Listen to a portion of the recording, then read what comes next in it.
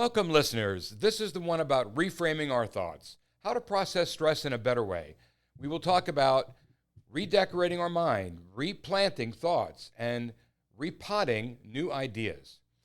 And as my friend Alan puts it, changing the video in our brain. We don't have to live with constant anxiety, fear, worry, doubt, self-doubt, frustration, or regret if we have the tools to look at life differently. Don't take things so personal. So, for example, when a car runs you off the road, they don't know you personally, so there's nothing to take personal. There's just something going on in their life where they're like that. So don't feel you have to carry it with you to work and be angry all day and let it ruin your life and your mind. A boss yells at you. Something's happening with him. You know your level of work. If there's something you did that you think needs correcting, then own up to it and then say, okay, he shouldn't have had it to yell that way, but at least he's right and need to correct it. If you think he's wrong, then just know that you didn't do anything wrong and it's just him, it's not you. So don't take things so personal. You apply for a job, you get a job reduction. It's not personal. They don't know you. They don't know how wonderful you are. If they did, they'd hire you. So just take things in a different way. Look at things differently.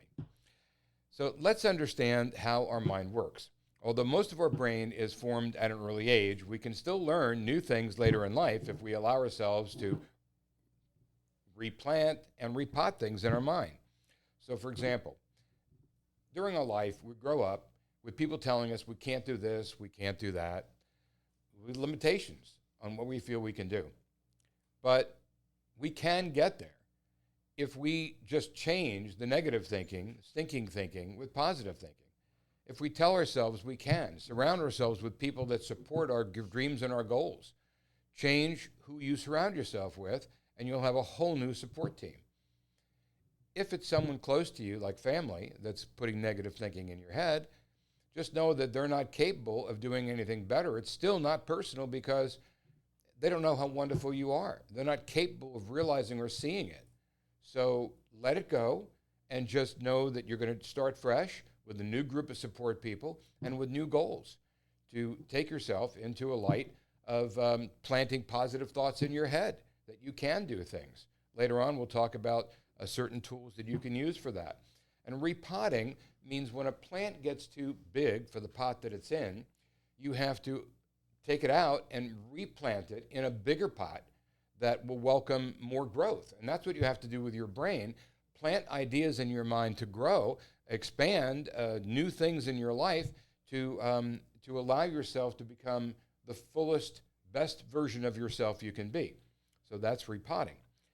Our brain is a fertile garden of cells that perform different functions. Sometimes we need to exercise the cells to activate different abilities like memory, agility, problem solving, etc. So there are tools that you can use for memory.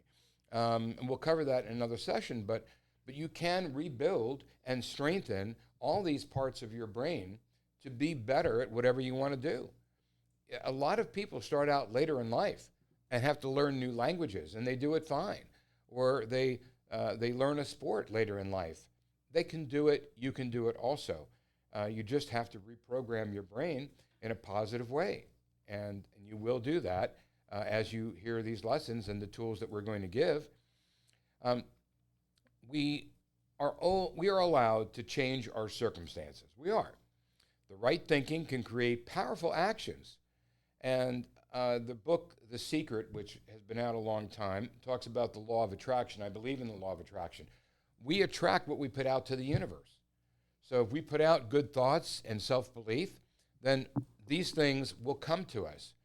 And look up the law of attraction and look up the book, The Secret, and I'll do a separate podcast on law of attraction, but I really believe in it.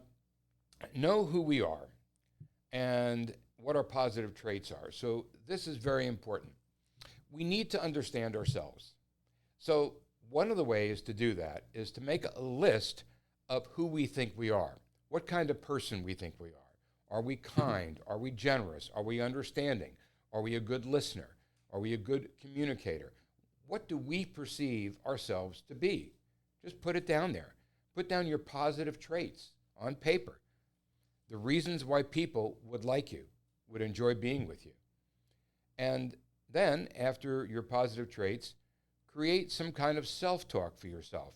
We'll go into doing positive affirmations a little later in this episode, but you need to develop some kind of self-talk. My mom always did that all of her life, and she was an accomplished author and psychologist and a wonderful human being and taught me a lot. And I believe that if you talk to yourself in a positive way, that you will allow yourself to become what you need to be for the things that you're doing in your life. I was nervous about doing this podcast, and on the way over there, I kept telling myself, I can do this, I'm well prepared, I know that people will value what I say, and I was giving myself the wherewithal to produce a calm podcast. But everyone gets nervous or rattled during things in their life. It happens, it's normal, but give yourself self-talk to enable you to get past that. So now we're going to talk about something that I covered once in my introduction podcast, but it's important to know when you know yourself what you want to do in your life. So to do that, we use the acronym LG and P. LG, let's say the appliance manufacturer, if you want to remember it that way, and NP for no problem. And what it is you want to look at the things that you like to do. What do you like to do in your life? And what are you good at? And of those things you like and the things that you're good at, what does the world need for N? And then P is what can you get paid doing? So if you're trying to establish where you're going in your life, use this as a tool to try to pinpoint some things that you enjoy doing that you're good at and that you can get paid to do. And now you can take that and the traits that you just wrote down, all the positive things about yourself, what kind of person you are, and you can look and see what fits with the work that you could possibly do for money. Maybe you're already doing it, but you can always use this to see if you can develop anything further or go anywhere else in your company or in your growth or in your business. Now, the next thing I want to talk about is freshening ourselves up. Well, when your towels get dirty, your clothes get dirty, what do? You wash them and freshen them up. So in the same way, wash away negative thinking. If we don't like a color of something in our house, we can change it. Easy. So if something in our thoughts are preventing us from becoming happy or successful, change it. Redecorate your mind. That's where redecorating comes in. We do it in our life. We change things up. Change up your mind. We can do it. Have you ever looked at a picture, but the frame was distracting and you couldn't enjoy the true beauty of the picture? So it just wasn't right. Something just wasn't right. So if you change the frame on the picture, now you can enjoy and appreciate the picture to its fullest because now the frame matches, it goes, it just so it seems to fit in. In the same way, you have to frame your mind so that you can be appreciated to the fullest. Let people appreciate you more. Reframe your thinking, which is why this podcast is being aired. And we can do that. Everyone can do that if they want to. Just change certain things about the way we think. If food doesn't taste good, what do? We throw it away and we make something good that tastes good. I mean, that's what we do. So if there's any traits or thought process that is limiting you, replace it with something else. Just like you replace food with something else if you don't like it. So this is something that definitely will help. Now, sometimes solutions are right in our fingertips. For example, if we want food or fruit to last longer, we can use a vacuum container or a fruit saver. Vacuum containers are very inexpensive. They can be gotten online. They pump the air out, they keep things longer. And in the same way, if stress or anxiety comes over us, put it in a temporary vacuum and take several deep breaths and hold it and about 4 seconds and let it out slowly and do this a few times. And I think you will see that you can then try to tackle the problem in whatever is causing the stress or anxiety in a calmer way. And then you have to ask yourself, can I do anything to stop this stress or anxiety? If yes, take action and do it. If you can't, let it go. Don't let it affect you and ruin your day. Why let that person win any more, or that event win any more than what already happened and ruin your whole day or affect your attitude or affect your health? So these are some things that I wanted to share. Um, we just have to change our thinking process. Makes all the difference in the world. You know, when I was doing sales training and I had salesmen go out on calls, they would go to a call and they'd get rejected. They would be told, we don't want what you have. And then they'd go to another sales call and they'd be told, no, I'm sorry, we're not interested. They'd come back so dejected. And by the time they wanted to go to the third sales call, they're just saying to themselves, they're not going to buy anyway. I might as well not even go. I used to tell them, get in your car and I want you to scream at the top of your lungs, raising your hands to the ceiling of the car, ah, and scream and let it all out and let out that anxiety and that frustration. And then calm down and look at what benefits you have to offer. Understand the other company's needs and present a clear picture logically of what they need, why you can fill it, and go to your sales call. And that seemed to work for them. You can transform yourself to be enough for most situations. If you want to fly a plane, take lessons. You want to golf, take lessons. Any skill or sport, you just have to learn. You can't be frustrated that you don't know how to do something. You just have to learn it and try it and practice it. And if it's a talent, you can go online and you can learn magic tricks. You can learn to sing. You can learn anything online. Such a world we live in today.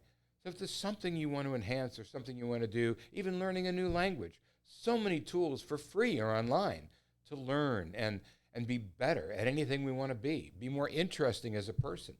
We just have to want to learn and understand that we can transform ourselves. We can be what we want to be. Take example, 11-year-old Andres Valencia.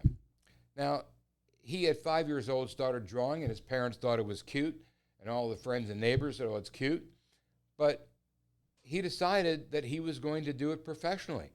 And he started exhibiting and people say, oh, look at that 11-year-old, isn't that cute? And a couple of years ago, he went to Hong Kong for an exhibition and he sold $50,000 worth of his art. And people said, oh, people felt sorry for him, 11-year-old from a foreign country. And then a year later, he sold, I think, $100,000 at Art Basel. That was here in Miami a couple of years ago. And they said, oh, look at him. He was 10 at the time. Now, at 11 years old, he went to Art Miami 3 months ago. And he sold $1.3 million of art 3 months ago. I have a picture of some of his work. It's amazing. I don't know if I can pull it up, but it's just it's really wild. Let me see if I can pull it up. If you can see it on the camera. Okay, if you can see it, they call him a young Picasso. It's amazing. You can look him up, Andres Valencia. So if you have the desire, if you have a budding talent for something, have the confidence to try to do something with it. Give it a shot. What do you have to lose? If you have a child in your family that has talent, let them develop it. What do you have to lose? You could have another Andres Valencia in your family. You don't know. Until you try, you just don't know. And what's the worst thing that can happen? If you try something or your child tries something and you don't make it, isn't it the same thing as if you never tried at all? You never tried, you never get anywhere. So try, please, for your sake, try to fulfill your destiny, your dreams, your goals. And I'll do something on goal setting later, but just write down things you may be interested in doing. Make yourself like an adjustable wrench. Have you ever had a tool at home, an adjustable wrench? It fits any situation. That's what you need to do. Be an adjustable wrench. Try to adapt to situations to be the best version of you that you can be. Break problems into biteable pieces. You wouldn't shove a whole pizza in your mouth at once. So why try to tackle a whole problem at one time? Solve your problems one piece at a time. Okay, I'd like to cover something on decision making. Ben Franklin, when he had to make a decision, he made 2 columns. One column was the reason to do things, and one column was the reasons not to do it. If you have to make a decision, just make that sheet of paper and try to look at all the reasons for, all the reasons against, and try to put something together. Some books that you might think to look at, depending what you're trying to do. If you're looking at Success, Consciousness, and Business, Think and Grow Rich by Napoleon Hill. He also wrote Master Key to Riches. How to Win Friends and Influence People by Dale Carnegie. This book, these are old books, but these are masters. And this book will help you to interact with people and know what you're doing in most situations socially. See You at the Top by Zig Ziglar. I love Zig Ziglar. He is a tremendous person. He passed away. If you listen to him, he has a Southern accent. His books, his audio tapes are amazing. Please listen to him. He wrote a book called See You at the Top. There's also the book Magic of Thinking Big. Okay, now I want to talk about some things I wanted to share.